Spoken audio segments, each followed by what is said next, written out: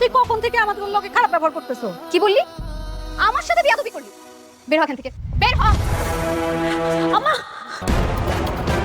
আসসালামু আলাইকুম প্রিয় দর্শক, আশা করি আপনারা সবাই ভালো আছেন।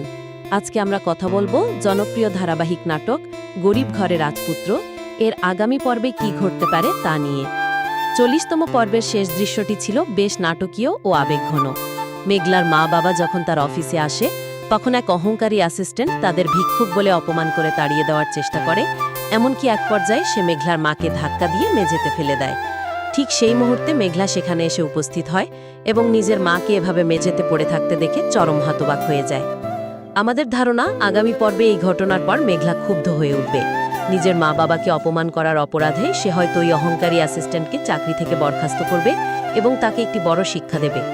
এই ঘটনাটি মেঘলার জন্য একটি বড় ধাক্কা হতে পারে, যা তাকে নিজের অতীত অহংকার এবং অনিকের প্রতি করা অন্যায়ের কথা নতুন করে ভাবাতে সাহায্য করবে।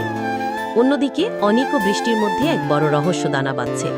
অনিক যে শিশুটিকে কোলে নিয়ে এক অদ্ভুত আত্মিক টান অনুভব করেছিল, সেই শিশুটিকে নিয়ে বৃষ্টি কিন্তু বড় একটি সত্য আড়াল করছে। বৃষ্টি ওই দরিদ্র মহিলাকে সতর্ক করে দিয়েছে যেন অনিক কোনোভাবেই জানতে না পারে যে এই শিশুই তারও মেঘলার সন্তান। কিন্তু সত্য তো আর বেশি দিন চাপা থাকবে না। আগামী পর্বে অনিক হয়তো কোনোভাবে সত্যের কাছাকাছি পৌঁছানোর চেষ্টা করবে, যা বৃষ্টির মনে প্রচণ্ড ভীতি ও অপরাধবোধ তৈরি করবে। এছাড়া রাতুল ও নীলার আসন্ন বিয়ে নিয়েও নতুন কোনো চক্রান্তের আভাস পাওয়া যেতে পারে। রাতুল যেহেতু মেঘলার কাছে অপমানিত হয়েছে, তাই সে মেঘলা এবং তার ব্যবসাকে ধ্বংস করার জন্য নতুন কোনো চাল চালতে পারে। তবে শেষ পর্যন্ত অনিক কি তার সন্তানকে ফিরে পাবে? মেঘলা কি তার ভুল বুঝতে পেরে অনিকের খোঁজ করবে? এসব বিষয় হয়তো আগামী পর্বে আরও স্পষ্ট হয়ে উঠবে। প্রিয় দর্শক, ভিডিওটি যদি আপনাদের ভালো লেগে থাকে তাহলে ভিডিওটিতে লাইক, কমেন্ট এবং শেয়ার করতে ভুলবেন না। আর ভিডিওটিতে যদি নতুন হয়ে থাকেন তাহলে চ্যানেলটি সাবস্ক্রাইব করতে ভুলবেন না।